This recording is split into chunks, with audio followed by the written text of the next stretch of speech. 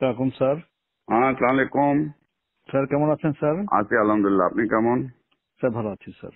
আমি আপনাকে একটু আগেও বলেছিলাম, জি স্যার। এখানে একটা সমস্যা হচ্ছে, হয়তো আপনার অফিসটা একটু বুঝতেছে না। ইউ সি, নর্মালি আমরা যখন ওয়ার্ক পারমিটটা দেই, জি স্যার। ওয়ার্ক পারমিট বিডা থেকে যখন আমরা রেকমেন্ড করি, জি স্যার। তো এনএসআই এর মেন জবটা হইল to look at it from a security angle, G sir.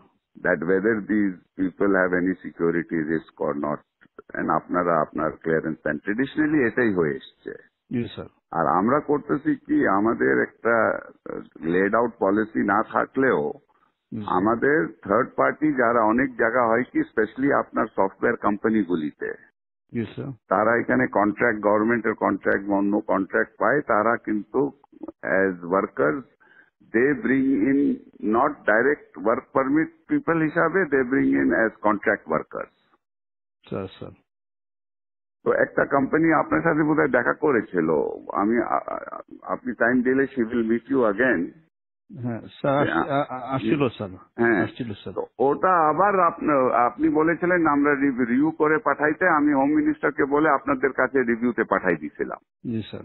ওটা আপনারা আবার না করে দিয়েছেন। জি স্যার। স্যার আপনারা করেছেন না অন দ্য গ্রাউন্ড দ্যাট বিডার কোনো পলিসি নাই এটার ব্যাপারে। তো এক্স্যাক্টলি স্যার। ওটা তো আপনাদের দেখার ব্যাপার না। হ্যাঁ পলিসি স্যার। আমার আছে কি না, that is not, you see whether the security clearance আছে কিনা, whether they are security or not secure, ওটা তো আমার ওয়ার্ক, আমি হোম মিনিস্ট্রির সাথে বিডা বুঝবে। স্যার ঠিক আছে স্যার। এখন স্যার আমি আমি দু একটা আসপেক্ট একটু আপনাকে বলি।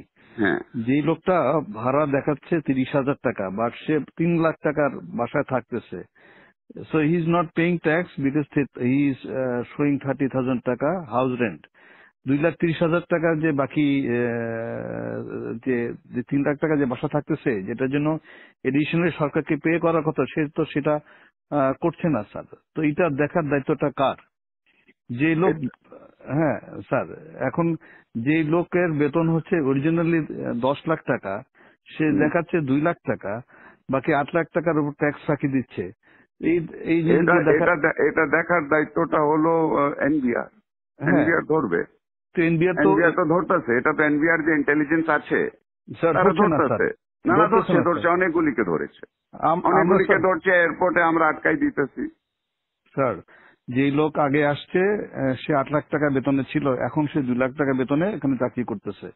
তো বিদেশিরা এত দেশপ্রেমিক তো হয়ে যায় না যে আমার দেশে 8 লাখ টাকা বেতন ছিল 2 লাখ টাকা কাজ করবে। হুম। সুতরাং আমাদেরকে তো তো এগুলো যখন অবজেকশন দিয়েছি তখন সে তার বেতন আবার বাড়ায় 6 লাখ টাকা করেছে sir.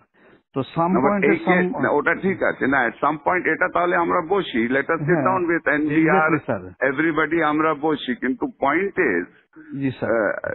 This responsibility basically is NBR. Sir If NBR যদি, NBR is not doing it, then you should point out to them যে তোমরা করো, স্যার কিন্তু এটা তার একটু বসে, দায়িত্বটা, হ্যাঁ, ওর এটা একটু দায়িত্বটা আপনি স্যার। আপনার ঘাড়ের উপরে তো নিতে পারেন না। জি স্যার, আমি That's আমরা তো not, আমরা না করতে পারলে ভালো হতো স্যার।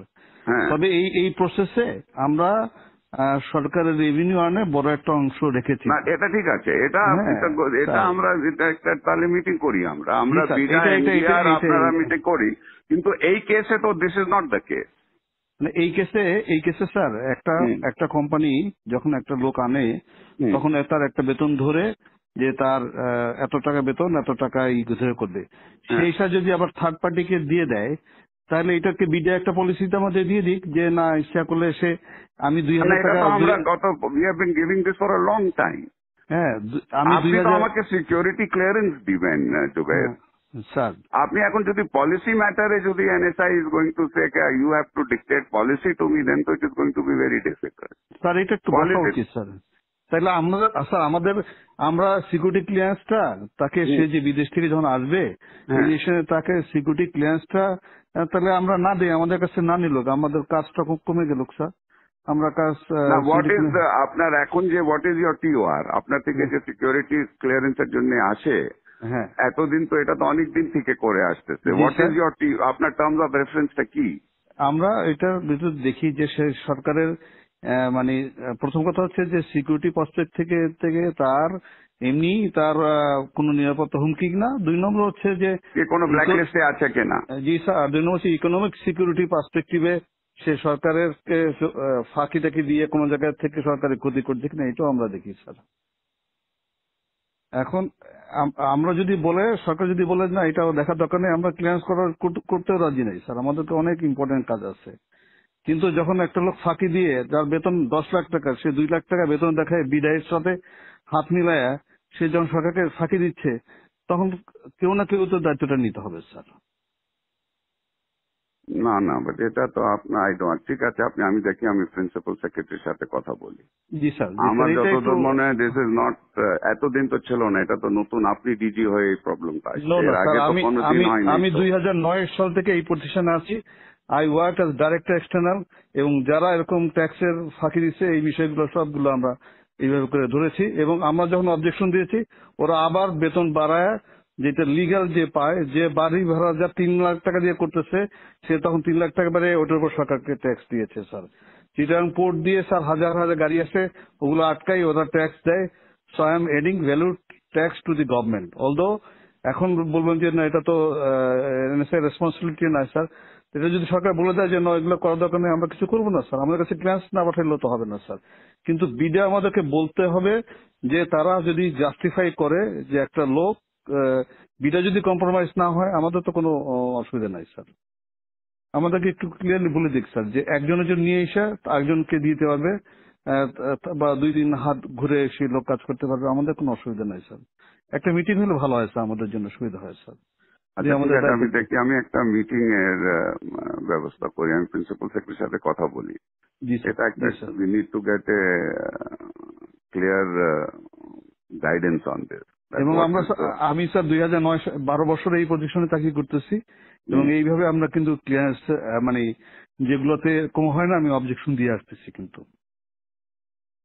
এবং এই এই এই এই প্রতিষ্ঠানটা একটু ম্যানিপুলেশন বেশি চেষ্টা করতেছে, এবং বাট আমরা এরকম কেস খুব রেয়ার পেয়েছি, যারা একজনের জন্য নিয়ে এসে, আমি নিয়ে আসলাম একজনকে বিদেশ থেকে, এসে আবার আর এক কোম্পানিকে দিলাম, এই কেস প্রথম আমরা পেয়েছি। বিডা আমাদেরকে বলে দিক যে এইটাতে কোনো অসুবিধা নাই, আমরা সদস্য দিয়ে দেবো, বিডাও ক্লিয়ারলি বলে না। আচ্ছা ঠিক আছে, আমি দেখি। আর আপনাকে একটু জানাচ্ছি BIDA is a compromise organisation sir, মানে ন্যাশনাল ইন্টারেস্টে তারা শুনেন, আপনার NBR is also compromised organisation. Exactly sir, exactly. আপনার civil aviation is a compromised organisation. আপনার সব থেকে বড় কম্প্রোমাইজড অর্গানাইজেশন ইজ দুদক। জি স্যার।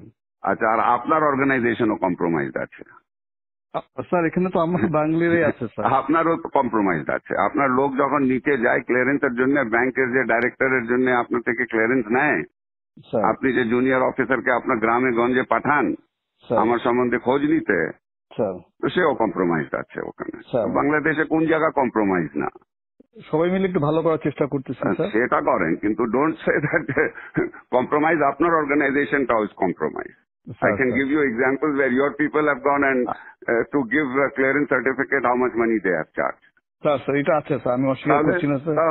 তাহলে আপনি বলতেন বিডা ইজ কম্প্রোমাইজ, সবাই কম্প্রোমাইজ আছে। আর don't tell me BIDA is compromise, you are also compromise. Sir you want examples, I can give you example. Sir আমাদের টিআর থেকে এটা বের করতে দিলে আমরা উই আর হ্যাপি, আমরা ক্লিয়ারেন্স ঠিক আছে। আমি let me talk to principal secretary. I'll have a meeting to find out exactly where we are. এটা তো